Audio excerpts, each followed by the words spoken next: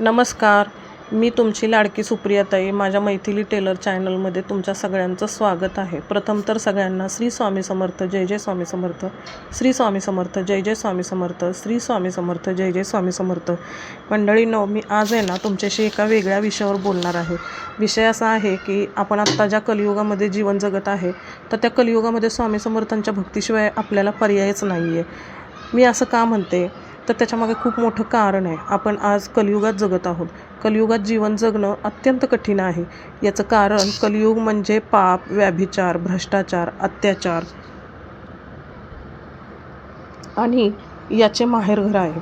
कलियुगात नीट आयुष्य व्यतीत करण्यासाठी आपल्याला एका खंबीर, धीट आणि धडाडीच्या भूमिकेत जाऊन जगावे लागणार आहे व त्यासाठी स्वामी समर्थांची भक्तीच आपल्याला तारू शकते.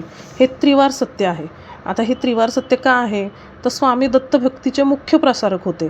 म्हणजेच स्वामी समर्थ हे श्री दत्तात्रयांचे मुख्य 4 अवतारांपैकी एक होते. हे सर्व स्वामी भक्तांना माहीतच आहे. स्वामी हे नुसतेच दत्तांचे अवतार नव्हते, तर ते एक प्रखर, तेजस्वी आणि अविनाशी दैवी पुरुष होते. स्वामींनी गांजलेल्या, खचलेल्या, पिचलेल्या आणि दुर्बल्य माणसाला कणवाळू दैवत असलेल्या दत्तभक्तीचा खरा मार्ग दाखवून त्यांचे दुःख दूर करण्याचा प्रयत्न केला होता. स्वामी हे अतिशय भक्तवत्सल होते. भक्तांचे जागृत दैवत म्हणजे श्री स्वामी समर्थ होते. स्वामी हे भक्तसमूहाचे जागृत दैवत होते. त्यांचा भक्तिमार्ग हा साधा, सरळ, सोपा आणि स्वार्थविरहित होता. स्वामी समर्थांनी नुसतेच चमत्कार केले नाहीत बरं का, तर त्यांनी आपल्या भक्तांना उभे करण्याची महत्त्वाची भूमिका बजावली होती. नोकरी असो, घराचा प्रश्न असो, शेतीचा प्रश्न असो व घरगुती वाद असो, स्वामींनी पुढाकाराने भक्ताचे प्रश्न सोडवून त्यांना अंधाराकडून प्रकाशाकडे नेण्याचा महान कार्य केले होते. आता कसं आहे माहिती आहे का, स्वामी चमत्कारिक होते पण अंधश्रद्धाळू नाही.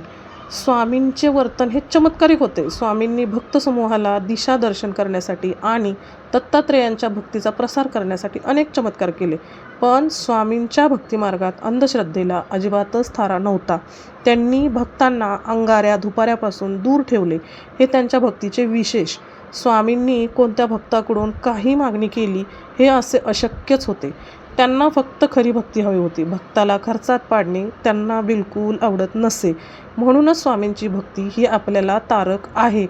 कशी? श्री स्वामी समर्थांची भक्ती ही सर्वार्थाने भक्तांना तारणारी आहे. संकट समयी नुसते स्वामींचे स्मरण जरी केले ना तरी स्वामी मार्ग दाखवतात. असा शेकडो स्वामी भक्तांचा अनुभव आहे, माझा स्वतःचा पण आहे. स्वामींची भक्ती ही बळ देणारी आहे. भक्तांना संकटाला सामोरे जाण्यासाठी जे बळ लागते ते नुसत्या स्वामींच्या नामस्मरणानेही भक्ताच्या अंगी संचारते. किती विशेष आहे बघा.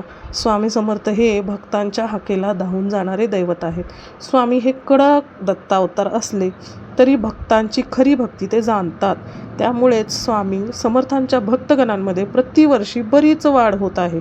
स्वामींच्या चमत्कारांचे, त्यांच्या अस्तित्वाचे अनेक दाखले पावलोपावली त्यांच्या भक्तांना मिळत आहेत. श्री दत्त हवे असल्यास स्वामी समर्थांना शरण जा.